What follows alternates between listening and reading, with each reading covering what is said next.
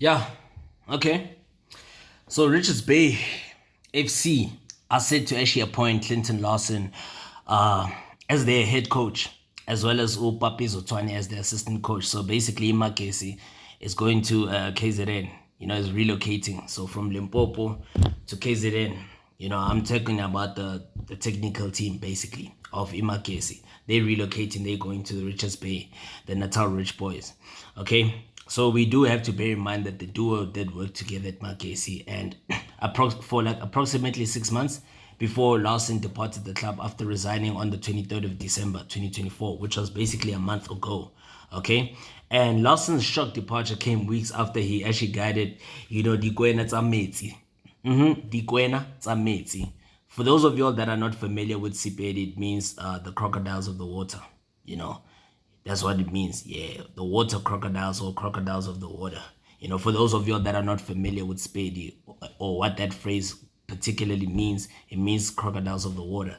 So he helped the Natsameti to actually clinch calling knockout cup, success over the overpowered when they actually overpowered Mamelodi Sundowns in the final. And I guess that was like the biggest upset so far, this season.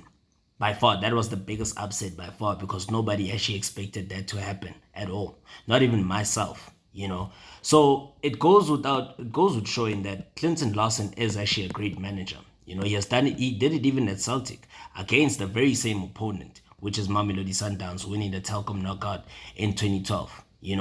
So look, he's had so much success over the years. He's been one of those coaches that have actually helped produce the best talent that we actually see in the country. Even you go back to his days at Bloemfontein Celtic, even when he was coaching Golden Arrows, he did a stellar job there, leading them to back-to-back top eights, for the first time in a long time, right? So the veteran mentors like departure actually it severed his nearly 18-month tie with the Limpopo-based club.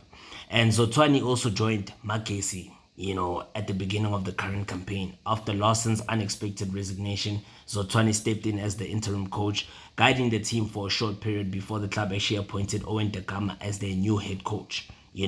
So you look at on the part of Richards Bay FC, this is basically their fourth or fifth manager in the space of 2 seasons. Not so long ago, they had Kaitan Tembu, and then Vosimuze Villagaz had to take over, and then they had Brendan Truter, and there was this coach, I forgot his name, who was actually the caretaker coach. Now it's Clinton Larsen, so he's basically the fifth coach in a couple of years or so. So it just goes to show how it goes to demonstrate the instability that is happening at the Natal Rich Boys, how inconsistent they've been over the past few seasons.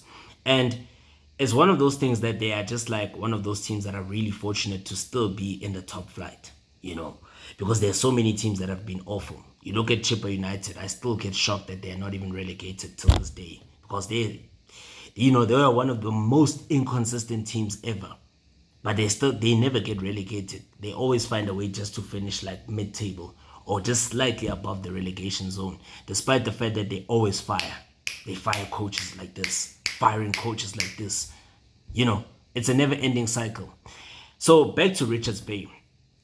This move is actually aimed at securing their position in the league, because the Natal Rich Boys have actually taken the decision to actually hire Larsen as well as Zothwane, who, in my opinion, they're actually tasked with steering the team away from relegation zone, obviously. Okay, so with this appointment, Richards Bay will have undergone a second coaching change this season, because they amicably parted ways with Vosumuzi Vilagazi, as I mentioned before the start of the season, even though he had previously extended his contract with the club. And Vilagazi actually saved, the Zululand outfit from actually relegation, during the promotion relegation playoffs. However, despite his success, he was replaced by Brendan Truter, which for me, it really left me puzzled, before the start of the season. And then the team subsequently enjoyed a poor start to the season, just not even different from the start that they enjoyed even last season, right? So Truter was then dismissed after a disappointing tenure of just like 12 games across all competitions, during which he only recorded 3 victories in those 12 games, as well as 2 draws and 11 defeats.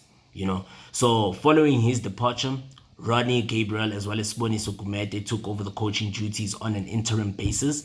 But the team's fortunes have yet to improve, and plugged by inconsistent form, as I've mentioned. Richards Bay have actually managed just to win 1 in their last 7 games. They've only won 1 game in their last 7. And the recent slump has actually been them, it has seen them actually suffer 5 defeats. They've gone on to actually lose 5 games and actually drawn once, leaving them with the paltry of 14 points, languishing in 14th place on the log. So the last time Richards Bay were actually able to secure victory was the game against Cape Town City, which actually resulted in the sacking of Eric Tinkler at the Cape Town outfit. So they only have got 1 win in basically 10 games, which is very woeful. And I would be surprised if they were able to survive relegation. But, of course, there are teams that are worse than them. Royal AM is just worse than them. Makesi has also been worse than them, despite their cup success. So, we can only wait and see. It's about to get interesting. And good luck to Coach Clinton Larsen, and good luck to Coach Papi Zothwane.